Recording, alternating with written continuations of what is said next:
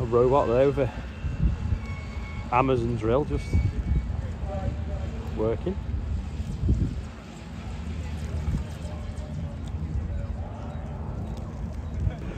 Just got a video of this Exceed, which is an autonomous tractor, how it works and everything, and how they developed it and what they use it for. So there's going to be more of that on the Real Punch file on Sunday. It's a bit windy today, I hope you can hear me. This is, I hope these are winter beans because they're like massive compared to ours. And they've already got huge pods on them as well. There's all the different varieties of them. See if we can find the ones. Spring beans, which is what we're growing. Actually, don't think there's any on this stand. So the 7,500 litre tank will be filled in just over 6 minutes. That, of course, reduces unproductive time, meaning you can spray more hectares each day. Oh, that plays not come out the other side of the trees.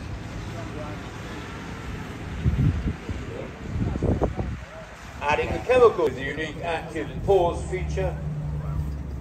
There's all the clean water you might ever need. And you're not rushing against the speed of the filling tank.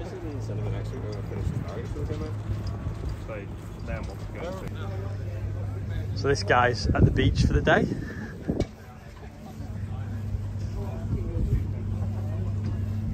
Got your flat cap. Just show you these wheats here. So these have been treated with spray. Right, champion. And then, hello.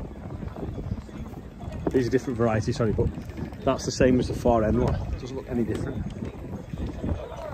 It's obviously been a kind year this year for fungicide. This is a horse crimper. So you run it over stubbles as well and it'll give you a bit of a chip behind it. But you can go as fast as you want. So it's a 6 metre one, this one, and they do a 12, but we're going to try and send one on demo in the summer. So we'll have a play with that. It's a 6 metre drill.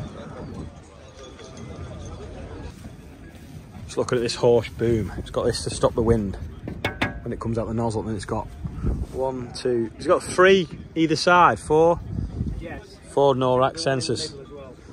And then you can run it 25 centimetres above the crop. But not NORAC, the VRL. Oh right, not NORAC, it's its own. Yeah. It looks simple but light. Let's have a look at the end, see what the brake back's like.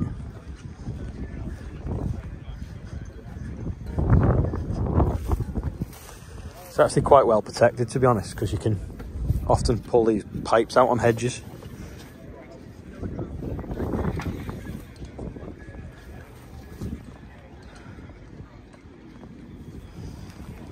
Balancing well.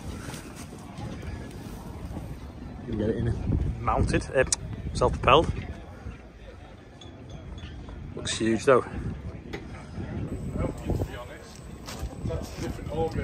All right, I wanted to see what ours would look like when it's not worn out. That's so right, ours is worn out at the bottom, so I'm having a look at this, but this is a new design. And I'm stuck. Scott was just saying that when you went to the factory, what did they do? They had a bottom of 6 bottoms of a dryer. We went to a factory visit one year, and Mekmar basically had a life-size auger working in the factory with a load of gravel going around it. And we sort of asked them what on earth they're doing.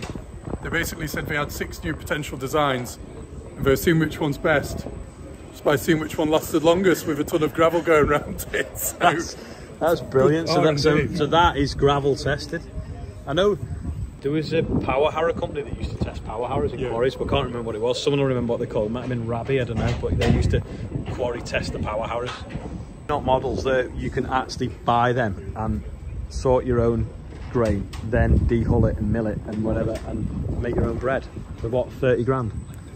Well, yeah, basically. Put you on the spot now. People on the spot with that, but yeah, basically, it doesn't cost a lot of money to get set up with small-scale equipment for processing niche crops.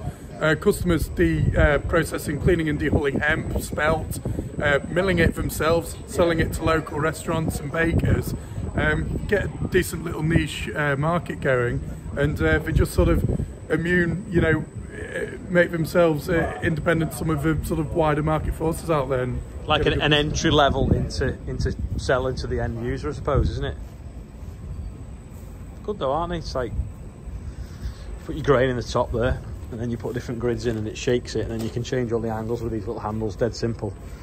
That's like a hoover, isn't it, at the end? Yeah, an aspirator cleaner. And then you get your clean grain out the bottom. This one is, that was the dehull. A peeler for dehulling beans and lupins. So that peels the outside off. Yeah, yeah. And then that This is an impact dehuller for if you're dehulling spelt, oats, or oil seeds as well, like sunflower and hemp.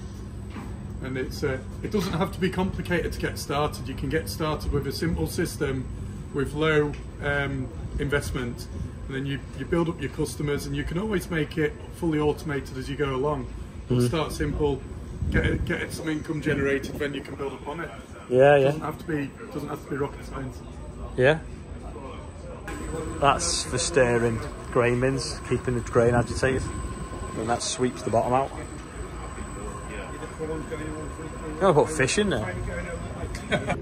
Just on TWB now, looking at his low disturbing subsoilers, and they've got a pivot point.